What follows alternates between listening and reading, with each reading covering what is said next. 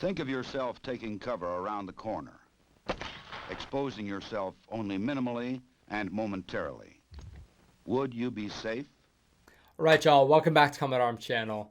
Okay, so today we have a really cool video. Now, you guys already know I love checking out old school footage, whether it be commercials or movies or training videos. But today we're checking out a really cool old school training video. Now, this one is actually from the FBI. I think it's the FBI. If not, it's the Department of Justice. But this is called Shooting for Survival. And I guess this was released and sort of broadcasted around the 1960s, or shown to the workforce. So I'm really excited to check this one out to see how they did the old school training for the FBI back in the 60s, because again, things have definitely changed. But also, if you guys don't know, if you guys didn't see the last short video, I do have a different sort of setup. So this is how the videos are going to look now. I have a green screen behind me. I'm going to put it in the background. And of course, if I'm going to update the background, I'll update the picture as well. But I think it's going to work a little bit better. You guys can see the video a little bit better. But yeah, let's get into this one. It looks really cool. It's about 15 minutes long, so I'll try not to pause it too much. But let's get into it. Very old-fashioned already.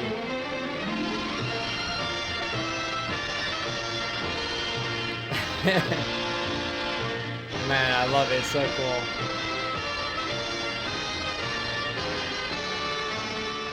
I wonder what they're going to go over, though.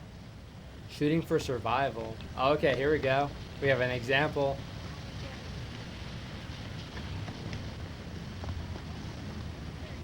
Definitely looks like the 60s. Maybe New York or something. Hey, I've been robbed! He went down that way. Young kid with a gun. This is Radio 227. That was a delayed response. I got a robbery just occurred at the liquor store. Oh, dude, look at that old school radio. Holy cow, that thing is huge. And look at this, the tie this dude is rocking. Oh, man, okay. The suspect is a white male, about 20, wearing a red plaid jacket, and he is armed. He ran into an alley in the 1400 block of L Street. Young puppy went down that way. And request assistance. That was a mouthful. The editing is interesting on this one, too. The audio is a little bit out of sync as well. Take cover. A basic rule for survival against hostile fire. Yep. This officer advances warily, selecting possible cover as he moves. With the one-handed pistol, man, it sucks now to he is see. in position to return fire or pin down the suspect until help arrives, with minimum exposure to himself. That's good, but you can't pin down much with a revolver. Defensive firearms training, shooting for survival, normally follows basic instruction in single and double action revolver shooting. It stresses Okay. proper use of cover and the firing positions from behind it. Man, it's so funny to see them actually using like the one-handed technique, because of course, if you're trying to do that now, you're going to get yelled at, especially if you go to like military training or any sort of police academy. If you start shooting one-handed, they're going to look at you like you're insane. But that was pretty normal back in the day. When you see people shooting handguns, especially revolvers, they're almost always doing it with one hand. And of course, that's not that great for accuracy, but I mean, I guess it worked out somewhat back in the day. One-on-one is a good method of defensive firearms instruction. The coach or instructor can correct stance or grip before the pupil continues. Yep, that's a good point. It's pretty solid, not gonna lie. It's pretty Improved impressive. scores from the kneeling weak hand position are immediate. We can The result too. of correcting the pupil's bent wrist and forearm are obvious and satisfying. Even good shooters may acquire bad habits when firing from behind barricades. That's very true. It can be pretty tricky. Ready to fire from strong right-hand side, the pupil benefits from another correction. Keeping elbow and knee safely behind cover, thus removing two targets from hostile fire. Yeah, a lot of infantrymen will mess that one up, especially in CQB, like in the shoot house. He fires a good pattern with a minimum of bodily exposure. Each firing range This is may so set cool. up its own course, but defensive firearms training objectives remain. Teaching the application of basic shooting techniques to confrontation situations. Okay, so they're gonna run some Failure to scenarios, provide maybe. a firm base when shooting from cover makes for inaccurate shooting. There we go. Okay, Legs spread too wide provide a tempting target for an assailant. that's true. That'll knock you out of the fight Now real the quick. shooter can fire safely from a steady rest, putting all his shots in the kill zone and using the barricade for maximum cover. I wonder how far the This target is is. shooting for survival. You can't really see. All right, so I hope they run through some scenarios. That'd be pretty cool. That gives you the best taste of how they trained back in the day.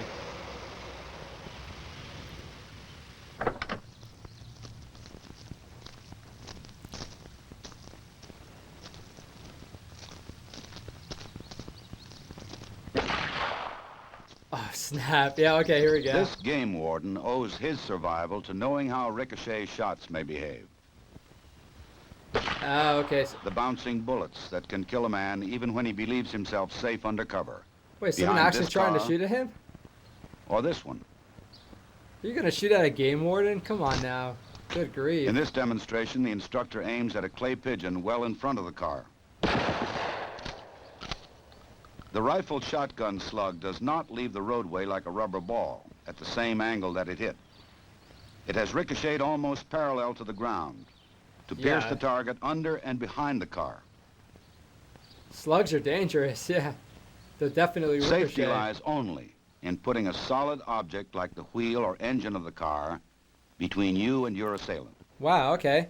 So so we kind of see this with like the old school SAS footage, stuff that's like still really pertinent today. And of course the SAS were mainly specializing in like pretty much special forces sort of capabilities as well as CQB. But this video does a pretty cool job in that they're showing how it is for police. So of course, with military operations in urban terrain, you need to know what's effective cover when you're moving around, going from building to building to clear it out. So when you're talking about a vehicle, the wheel well, the engine block are going to be probably the best cover. So they're kind of showing that there, but they're also talking about the ricochet. So for example, if your foot is not behind the wheel well and it's taking a ricochet, that's going to put you out of the fight pretty quickly, especially when it immobilizes you. Let's review this surprising effect again. While a rubber ball thrown to the ground would bounce upward at the same angle, Nice graphics. a bullet ricochets almost parallel to the hard surface struck. Yep. Same thing happens in CQB. That's why you get like one arm's distance off of the wall. With targets at ground level, the instructor aims at the silver tape, a good deal closer than the balloons. Okay. Oh, now he's got Think the of one revolver. of these balloons as your head, and you may change your evaluation of safe cover from ricochets.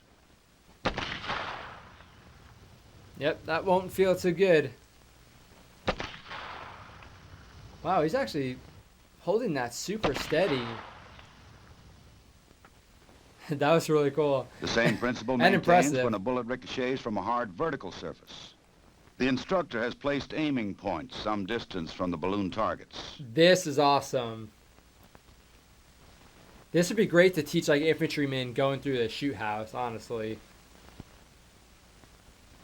Think of yourself taking cover around the corner, exposing yourself only minimally and momentarily. Would you Oh, be safe? snap. Your assailant may even aim wide of the corner, as we see here. But the ricocheting bullets almost parallel to the wall could kill you as easily as they burst these balloons. That's really, The really lessons awesome. taught by these demonstrations might someday save your life. That's true. Those are very good points. Very good examples, too. I like how they use the Attention balloons. units 54 and 55. We have a 1090 at the Alexandria National Bank, 800 South Washington. First unit on the scene, do not enter the bank until the backup unit arrives. 10-4. This is unit 54 responding. He wasn't even pressing the mic. Okay. All right, so I do like these scenarios. Again, it sort of allows you to game the game as it's unfolding. And it's just cool to see the old school retro cars. Many and police whatnot. departments now authorize shotguns to be carried in patrol cars. As a safety precaution, they usually have no shell in the chamber. Officers sense. not yet fully trained in shotgun handling may forget to release the action so that they may charge the weapon. Sometimes this fumbling causes only a momentary delay, but in an unexpected confrontation, these seconds could be vital. He's not even using cover anymore. What happened to his training? Shotgun instruction, especially with newly issued weapons, must begin with thorough training in gun handling and loading. Shotguns can be a lot trickier than some people might think. Even like a Releasing the simple action pump must action. become a reflex move, even under stress. Was that an 870? I couldn't see. It's a Remington. Old school Remington too. Nice quality. Firing ranges and courses for shotgun training may vary. All, however, would qualify the shooter in two basic positions.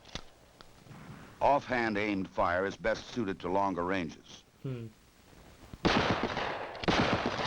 So I would say when I was going through the basic security guard school in the Marine Corps, we got to qualify on the M1014, which is like a semi-automatic shotgun. You guys might have seen it in like Call of Duty or something. It's a really badass shotgun. So it's a little bit trickier to, I guess, master. Just being a semi-automatic, it's a little bit more complicated than a normal pump shotgun. For example, like shooting with buckshot, shooting with a slug, shooting in different positions like the kneeling, prone. Shooting prone with a slug does not feel that great, but it's nice to actually practice with it because you can be pretty accurate with a shotgun shooting from the prone if you're shooting slugs. So yeah, that was kind of a mouthful, but yeah, there's definitely a lot of cool things you can do on the range with a shotgun.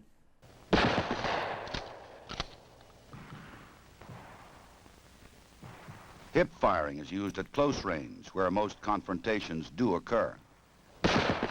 It's a valid shooting position if you train with it. The shooter must know the shot pattern of his weapon to be aware of the safety limits of various shotgun loads. Yeah, especially when there's a hostage or something. Close combat pistol courses meet this challenge by training shooters to fire at targets as close as 3 feet.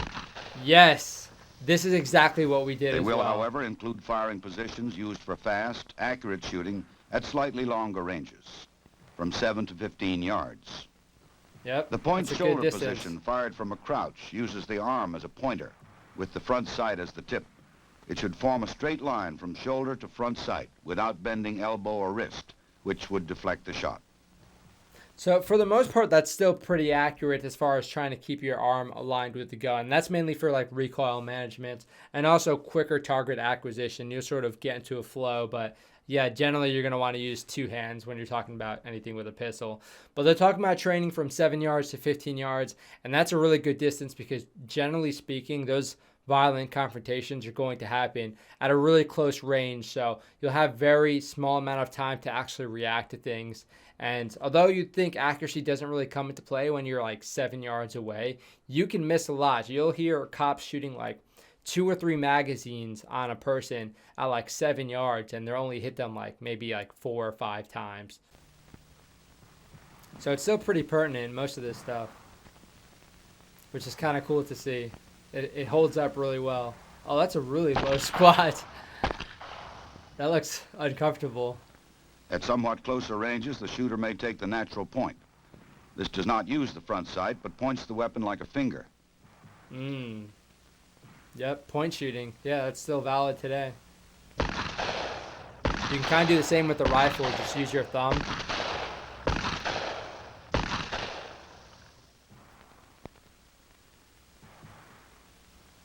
I mean, that'll do it. Also fired from a crouch is the hip position. Here, too, That the weapon swing. should be pointed at the target like your finger. But the bent arm at hip level makes this position more suitable to shorter ranges, where aim is not as much of a factor as speed. I wonder what kind of revolver that It is. is, however, on extremely short-range training that the close combat pistol range should concentrate.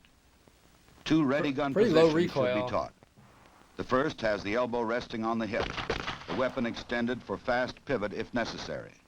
That's a cool This idea. position could be used to search a room or to cover a partner at very close range. Yeah, so I'm not so sure I would do that myself, but that's actually very similar to how we would use, say, like a rifle with a laser. So let's say you have your night vision on and you're trying to keep like a relatively low signature. If you don't have an optic that works well with your night vision, you can utilize your laser. And at the same time, when you're using a laser, you're not going to have to shoulder it because you're not using traditional sights. You're literally just using a laser. So you can actually just put the buttstock in your chest so it's not moving as much, and so it's more natural whenever you're actually looking around to point the laser at something. And again, you're pretty much shooting from right here. It's very different from what you normally do, but if you're using a laser, that's totally valid. I've hit targets up to 600-700 meters using a laser, just keeping the rifle right in the center of my chest. So that's kind of what they're doing here, to sort of pivot off of it and use that body to stop some of the recoil. Another ready gun position is fired from the hip. This protects the shooter from the danger of being disarmed at close quarters. Yep, we call that the index position. After close combat training, you should fire groups like this. Without it, the records show many instances of clean misses in close combat situations. Yep. And all too often, you get no second chance. To provide a practical and competitive exercise in close combat, the FBI firing ranges in Quantico, Virginia, have constructed a prototype dueling course. Okay, what? Okay, gentlemen, on the line, start walk. Bringing it back to like the 1700s? Okay, that's cool. Okay, man on the left, 2 seconds flat. On the line, start walk. Nice. Man on the right this time, 1.25. Start walk. So that is a really, really good idea. When you get that competition in, that's when you can really see when, if you're being a little bit sloppy, if you're just trying to do too quickly. We did something very similar at CQB school. Okay, we would have 6 steel plates, so 3 for each person. You'd have 2 people on the line, and then one person would draw, and the other person would react to them drawing, draw their pistol, and then try and beat them, knocking down their 3 steel plates before the other person. So it's really cool to see how fast you can get the gun out of the holster and then get it on target. And then again, you're also reacting to the other person, so that kind of adds a little bit of stress. So this is really cool to see. It holds up really well. The final firing position is 21 feet from the bladed targets.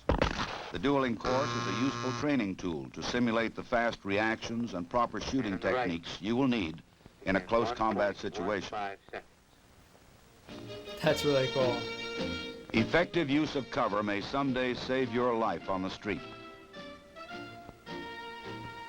Yeah, Defensive firearms training can make such reaction automatic. Cover may not always protect you against ricochets, which have their own rules of behavior. That is just in a really bad spot. Demonstrations like this convince you of the rules and how best to guard yourself against bouncing bullets. It's a good example right there. Simple thing like a balloon. Many law enforcement agencies have authorized the use of shotguns.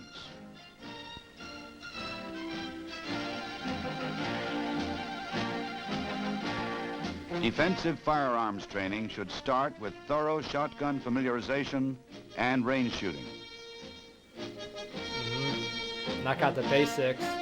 Get Statistics show a frightening increase in the number of law enforcement officers killed by handguns at extremely close range. To meet this challenge, defensive firearms training must stress the technical skills which can defend against this threat. Close combat courses which teach shooting for survival. Nice. Call back to the title. Really, really cool stuff. Again, I love checking out this retro footage. A lot of the stuff really transfers over well. Some of it not so much, and maybe we'll check out some old videos where it really doesn't transfer well at all. But honestly, I'm pretty surprised with how much this correlates to stuff that I've actually done, and with very little differences. Of course, the one-handed pistol shooting is probably the most distinct difference, but other than that, it's pretty similar. So again, it's really cool to do this sort of comparison. Now, if you guys have any other old school videos, like training videos like this, that you might think would transfer over well or maybe might not transfer over so well, please throw it down below. This was a recommendation probably because you guys saw that I liked the old school SAS footage and sort of compared it to what I do today. So really awesome stuff. Again, if you guys have any other recommendations like this or any recommendations at all, you can throw it down below. And again, if you guys like the video, definitely hit the thumbs up. You can support me on Patreon, check out the Discord, talk to other members of the community, or you can just subscribe to the channel, and I would appreciate that as well. And definitely consider subscribing to the new Shorts channel, because I'll post most of the gun content and short stuff over there. So if you guys want to see what sort of shooting drills I do, you can check it out on that channel. But thank you guys for watching. That is it for this video. I'll see you all in the next one.